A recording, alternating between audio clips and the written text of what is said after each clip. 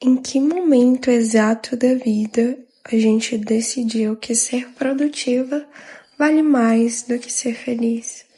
Que performance importa mais do que estar presente? Que pressa é sinônimo de propósito? Hoje eu quero te fazer uma pergunta que talvez ninguém tenha te feito há muito tempo. A sua criança de 13 anos reconheceria quem você se tornou? Eu revisitei De Repente 30 pela milésima vez, só que dessa vez o filme ele trouxe um confronto pessoal pra mim, e aí eu quero trazer isso pra vocês também, pra olhar pro filme de uma forma diferente.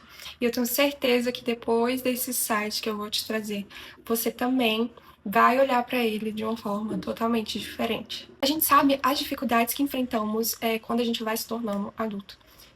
As responsabilidades, seja se você tem filho ou não, seja em se tornar um bom filho, em ser um bom profissional, um bom empreendedor, buscar sua independência financeira, tudo isso vai nos tornando adultos muito performáticos. A gente vê hoje como as pessoas estão valorizando ser produtivo, ser performático.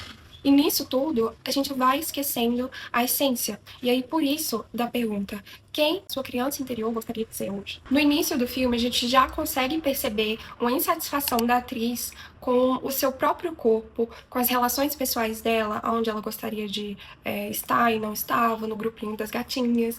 E aí a gente percebe que ela não era muito feliz com a realidade dela ali. Né? Ela tira fotos ali pro álbum, acho que é anual da escola, e não gosta da sua aparência. Então já começa mostrando essa insatisfação da Jenna com o próprio corpo, com a própria aparência, com a própria realidade, com as próprias relações que ela tinha ali com as amizades dela.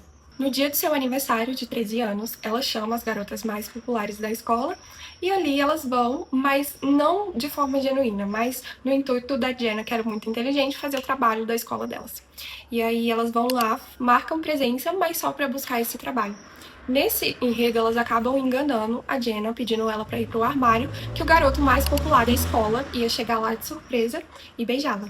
Mas na verdade, quem as gatinhas mandaram foi o melhor amigo da Jenna. E aí, na hora que ele entra ali no armário para beijar ela acaba percebendo que não era quem ela esperava e entrando ali numa desilusão, numa crise. E nisso, o seu melhor amigo tinha dado para ela uma caixinha onde era uma casa de boneca com um pozinho mágico. E aí, nesse momento que ela tá revoltada ali por ser enganada e tudo mais, ela começa a balançar, deseja ter 30 anos. Porque 30 anos é a idade do sucesso, que era super divulgado nas mídias, nas redes sociais, nas revistas. Então, criaram essa realidade que com 30 anos ela teria uma vida perfeita, e aí ela começa a desejar isso, e através do pozinho mágico ela entra nessa realidade. Porém, entre tudo, todavia, ela percebe que a vida perfeita dos 30 anos não era tão perfeita assim.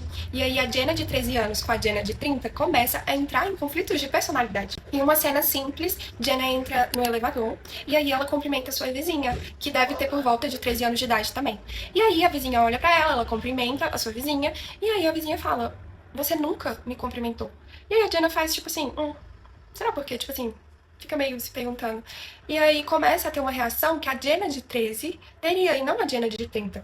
Então, o filme ele começa a deixar evidente pra gente que a Jenna de 30 anos, ela na verdade é uma pessoa totalmente rígida, que não trata bem as pessoas à sua volta, que trata mal até os seus funcionários. Na cena lá que ela tá com a sua funcionária e ela vai passar as ligações pra ela e ela percebe isso também, o filme deixa nítido isso pra gente também. Então a gente vê que ela começa a tratar as pessoas com gentileza de novo, porque quem tá no comando não é mais a Jenna de 30 anos, mas sim a personalidade dela de 13. E aí é exatamente nesse ponto que eu quero te levar. Quantas vezes aos 13 anos, ou aos 15, aos 18, a gente pensou que aos 25, 30 anos a gente teria uma vida perfeita e no meio do caminho a gente foi se esquecendo que a gente também é gente, que a gente também é ser humano. E aí a gente foi se tornando pessoas rígidas, pessoas frias, e esquecendo essa essência de mais nova, sabe? E aí, conforme a história vai avançando, a Jenna percebe o que realmente importa pra ela, que é sentir em paz com a própria verdade dela. É tanto que na cena lá onde